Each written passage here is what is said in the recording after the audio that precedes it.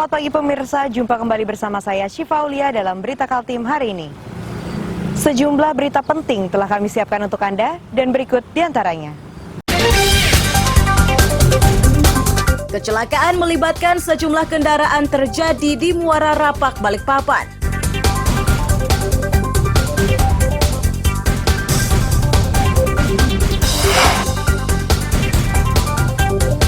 Asal uang 2 miliar rupiah milik seorang napi narkoba masih ditelusuri oleh BNNP Kaltim.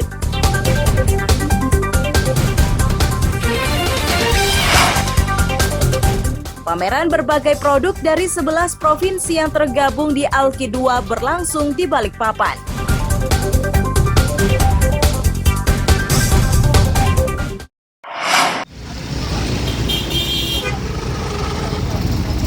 Kecelakaan lalu lintas kembali terjadi di Muara Rapak, Balikpapan.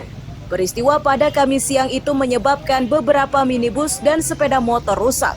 Bahkan ada juga yang terluka hingga harus dilarikan ke rumah sakit.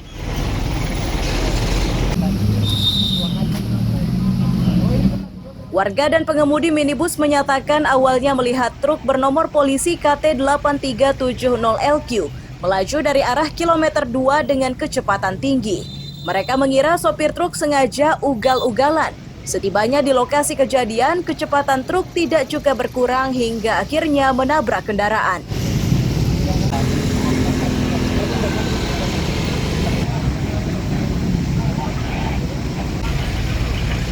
Dari Impres? Saya mau ke bawah. Saya rencananya mau ke sentra 3 ini. Terus itu mobil kan udah laju dari sana. Saya pikir kan biasa, orang ugal-ugalan biasa. Contohnya remnya blong. Nabrak apa dulu tadi, Nyom? Pertama saya dihantamnya. Mobil apa, Om? Dihantam Avanza gitu. Habis Setelah itu nggak ngerti saya mobil apa. Mobil sedan, terus itu mobil bapak ini yang baru keluar dari ini, mobil ini, anak ini. Baru keluar dari dealer, baru keluar dari dealer.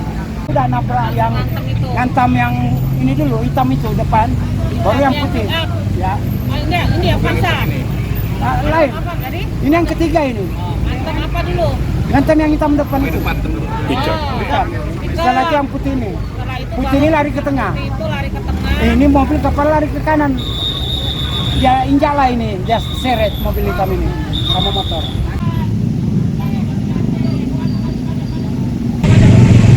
Polisi memastikan pengemudi truk sudah dibawa ke kantor polisi. Dari catatan polisi, 2 orang yang terluka itu salah satunya adalah pengendara sepeda motor.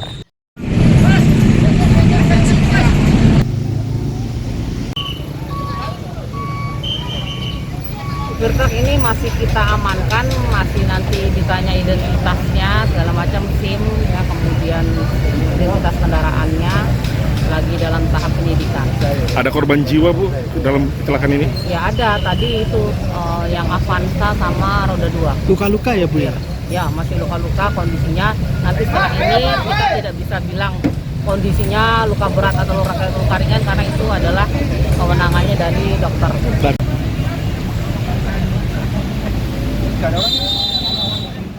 Agar arus lalu lintas kembali lancar, petugas mengevakuasi semua kendaraan yang terlibat kecelakaan ke unit laka lantas Polresta.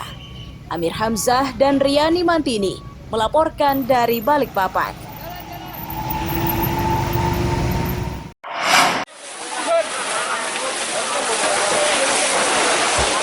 Petugas ini masih berupaya memadamkan sisa-sisa kobaran yang membakar rumah seorang nenek di kawasan Margomulyo, Balikpapan Barat, Rabu sore. Musibah tersebut menyebabkan rumah berbahan kayu ini ludes dilalap api.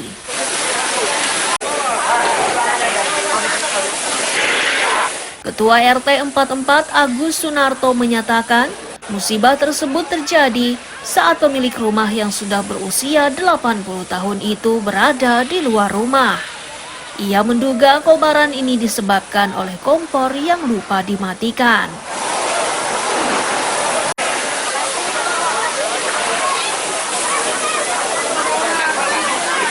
Begini Mbak, tadi saya ke TKP, bertanya sama warga, Mbah itu posisinya di luar. Nah dia tuh lagi ngobrol, cuman nggak tahu ngobrol sama siapa.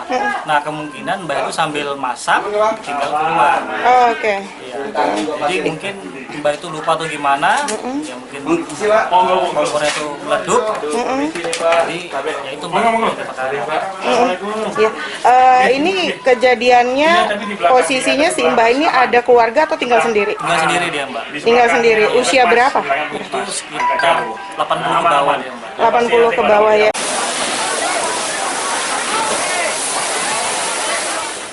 Kepala Pelaksana BPBD Balikpapan Usman Ali menyatakan, armada yang dikerahkan jumlahnya cukup banyak.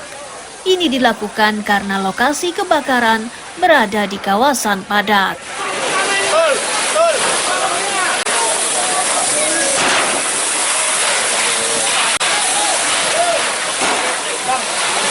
Informasi kurang lebih jam 17:05 terjadi kebakaran di RT 44 daerah Margomulyo. Informasi yang kita dapat awal di belakang rumah Puskesmas Margomulyo. Untuk unit kita kerahkan karena wilayah padat, kurang lebih ada 8 unit untuk UPT Utara, Selatan, Barat yang awal duluan tiba. Dan untuk posisi letaknya di dalam ya, jadi lokasi cukup sulit hingga memerlukan waktu untuk pemadaman. Jangan. Kebakaran tidak menelan korban jiwa, namun pemilik rumah harus dievakuasi ke puskesmas karena mengalami sesak nafas. Amir Hamzah dan Riani Mantini melaporkan dari Balikpapan.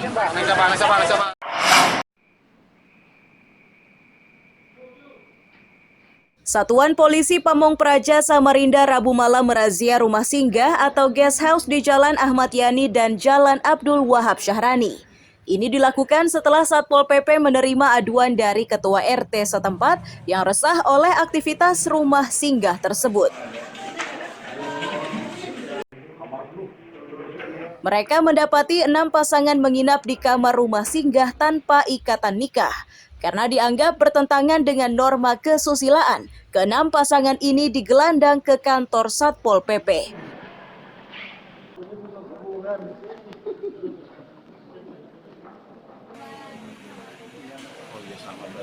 Kita melakukan pemeriksaan daripada kos-kosan itu terkait dengan pertama perizinan. Perizinan itu jelas kan ada di Perda nomor 15 tahun 2011, artinya peruntukan usahanya apakah izinnya ada atau tidak ada.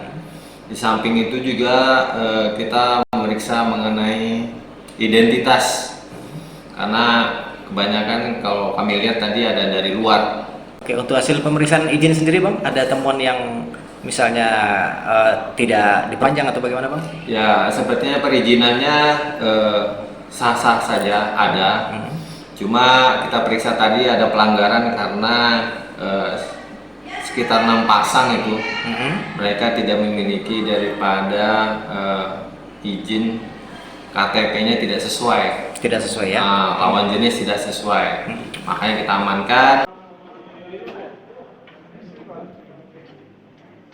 Satpol PP memastikan razia penyakit masyarakat akan semakin ditingkatkan guna menjaga keamanan dan ketertiban di wilayah Samarinda.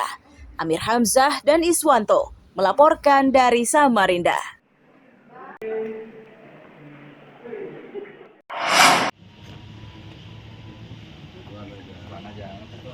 Satu dari 4 kawanan pencuri uang ini memeragakan proses pemecahan kaca mobil dengan menggunakan busi motor.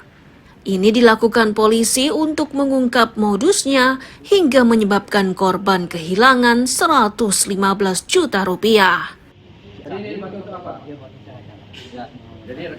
Kasat Reskrim Polres Kutai Timur AKP Imade Jata Wiranegara menyatakan keempat pelaku memiliki peranan masing-masing, mulai dari memantau aktivitas korban saat mengambil uang hingga menyusun rencana pencurian. Dari keempat pelaku tersebut, salah satunya berperan sebagai pemecah kaca. Melakukan analisa terhadap CCTV yang ada di seputaran TKP.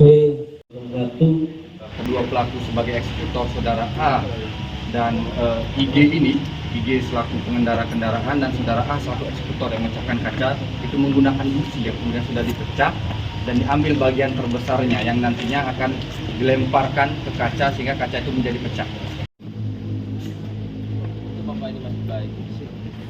Para pelaku dijerat pasal 363 KUHP dengan ancaman hukuman 7 tahun. Amir Hamzah dan tim liputan melaporkan dari Kutai Timur.